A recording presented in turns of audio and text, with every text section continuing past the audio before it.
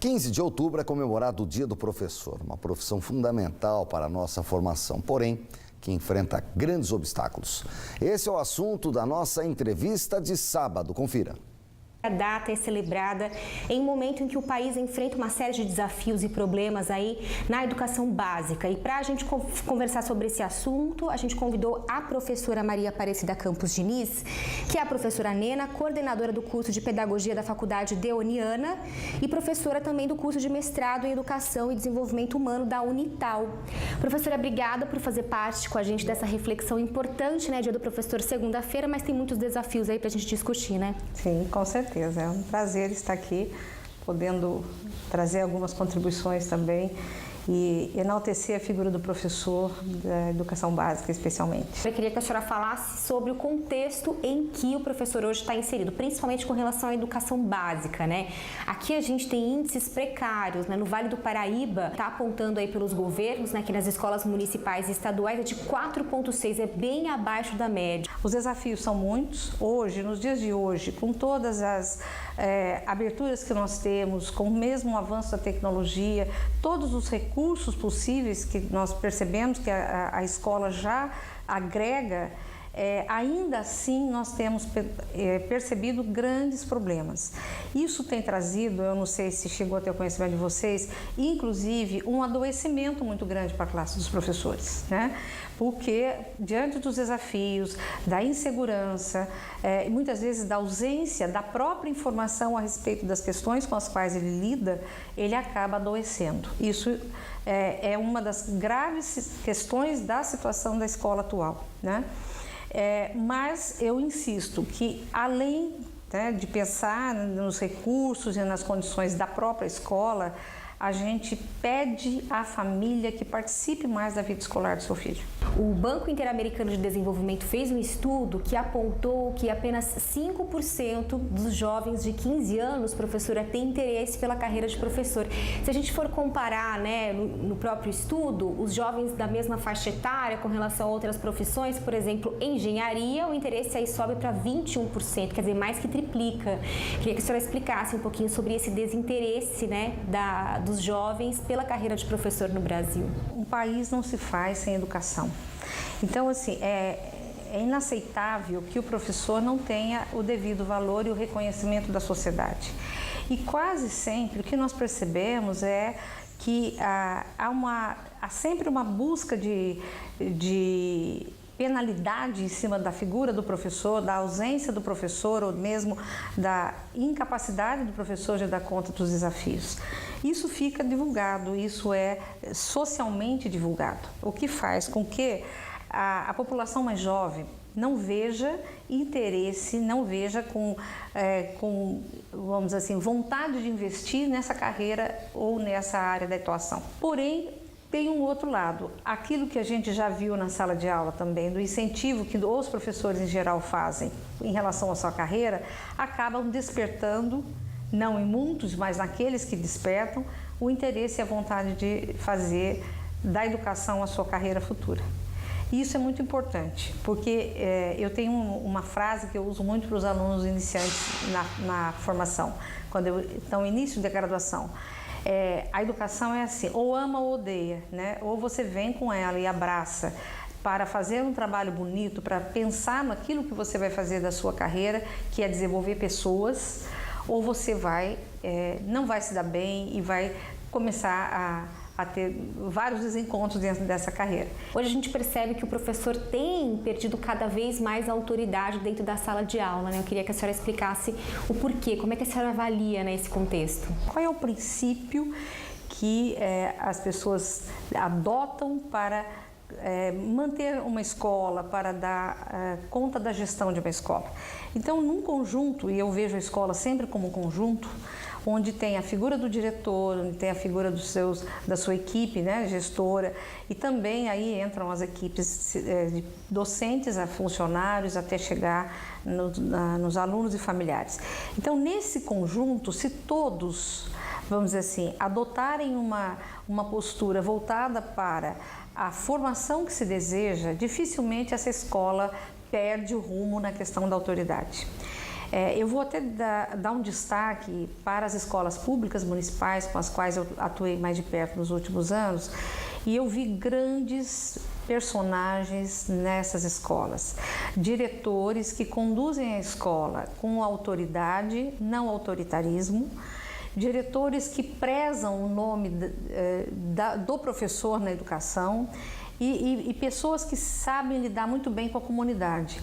Então, o que significa isso? Quando, geralmente, estou falando de escolas que estão na periferia e em alguns bairros bastante difíceis aqui na cidade de Taubaté, mas o que é possível perceber, né? A condução do processo, ela é muito segura. Quem está à frente sabe o que está fazendo e sabe aonde quer chegar. Então, esse é um dos pontos. E quando essa pessoa tem essa condução, ela lida no coletivo com muita capacidade de agregar, de juntar forças, de realmente compartilhar com os demais o processo da gestão. Como é que está essa formação também dos professores para conseguir ajudar a melhorar essa realidade, né, da educação básica no país? Alguma tentativa, e é muito importante que haja essa tentativa, de resgate de alguns valores que estavam anos atrás, né, impregnados na formação de professores e que agora parece estarem voltando. São valores arraigados assim à base da formação, né, que eu acho que é aí que está a força da pedagogia hoje, e eu defendo a pedagogia com todas as forças porque eu acho que é um dos cursos mais importantes da graduação, né? Embora nem seja, quase sempre não é valorizado, e as licenciaturas em geral também, mas é um dos cursos mais importantes pela base que ele dá, pela condição que ele dá para o graduando, né? O curso de pedagogia, de um modo geral, eles têm que estar preocupados com isso, né? O que está acontecendo hoje lá fora, o que as escolas estão precisando, quais as grandes demandas hoje da educação básica e especialmente da rede pública, para que possam ser razões e motivos de discussão dentro das instituições de ensino superior, né? E até mesmo nos cursos de mestrado. Professora, obrigada pela participação no Band Cidade. Eu que agradeço a oportunidade, né, de poder trazer um pouco dessa contribuição que a gente tem da história de vida profissional e, ao mesmo tempo, falar do trabalho do professor, figura tão importante na área da educação desse país. Muito importante, que tenta vários desafios nesse momento, né, professora? Tá bom, obrigada pela participação. A gente volta aos estúdios do Band Cidade. Agora esportes. Pela Copa Paulista, o Taubaté conseguiu mais uma vitória sobre o Ituano, desta vez por 2-1 em Itu. E o gol da vitória do Burrão foi aos 49 minutos do segundo tempo, com o volante Elivelton. Com isso, o time dispara na liderança do Grupo 8 com 8 pontos e encaminha a classificação para as quartas de final. O Taubaté volta a campo na quarta-feira, também fora de casa, contra o Novo Horizontino. O São José Esporte Clube, a Águia do Vale, tem neste domingo o jogo mais importante dos últimos anos. Somente uma vitória em Ribeirão Preto garante o acesso do time para a Série A3. Já são 2 anos na última divisão do futebol paulista. E se contra o Comercial o time não se deu bem neste ano, o retrospecto de acessos fora de casa mostra que o torcedor tem sim motivos para acreditar na vitória amanhã. Depois do empate em 1-1 no estádio Martins Pereira, o São José precisará vencer o Comercial fora de casa por qualquer placar para chegar à final da Bezinha e, consequentemente, o acesso à Série A3 em 2019. A história recente da Águia do Vale mostra que o clube conseguiu feitos parecidos, jogando longe de seus domínios. Em 1980, jogando no estádio do Pacaembu, o São José bateu 2 vezes o Grêmio Esportivo Catanduvense. A primeira por 1-0, a segunda por 4-0, conquistando o primeiro acesso à elite do futebol paulista. Em 1987, jogando um quadrangular decisivo ao lado de Nacional da Capital, Votuporanguense e Comercial, o São José chegou ao seu segundo acesso à primeira divisão paulista com uma rodada de antecedência, batendo justamente o Comercial lá em Ribeirão Preto por 2-0. Em 1989, jogando as semifinais do Campeonato Brasileiro da Série B, o São José enfrentou o time baiano da Catuense. No jogo de ida, no estádio Martins Pereira, vitória do São José por 1-0. No jogo da volta, em Alagoinhas, a Águia do Vale segurou o empate em 1-1 e chegou pela primeira vez ao Brasileirão do ano seguinte.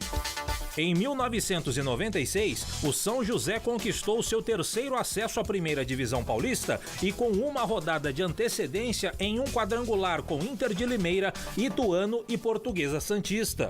Na ocasião, o acesso veio quando o São José empatou fora de casa com o time de Limeira por 0-0, garantindo assim vaga no Paulistão de 1997. A última ascensão da Águia do Vale aconteceu no ano de 2006, novamente em um quadrangular, ao lado de Ferroviária de Araraquara, 15 de Jaú e Santa Cruzense. E foi justamente na última rodada, em Santa Cruz do Rio Pardo, que o São José, ao vencer a Santa Cruzense por 2-0, subiu de divisão em 2007 e jogou a Série A2 do Campeonato Paulista. Mas o retrospecto entre Comercial e São José não é favorável ao time do Vale do Paraíba, porque o Bafo não sabe o que é perder para o São José nos últimos 16 anos. A última vitória joseense ocorreu no dia 30 de março de 2002, quando a Águia do Vale bateu o Leão do Norte por 3-0 jogando no estádio Martins Pereira. Agora, se formos considerar o último triunfo joseense jogando no estádio Palma Travassos em Ribeirão Preto, palco da partida do próximo domingo, o tabu é ainda maior e passa dos 22 anos, pois a última vitória do São José contra o maior de Ribeirão fora de casa foi no dia 25 de junho de 1996, quando a Águia do Vale venceu o Comercial pelo placar de 2-1. O torcedor da Águia do Vale ficou preocupado, apreensivo e se pergunta: será que dá?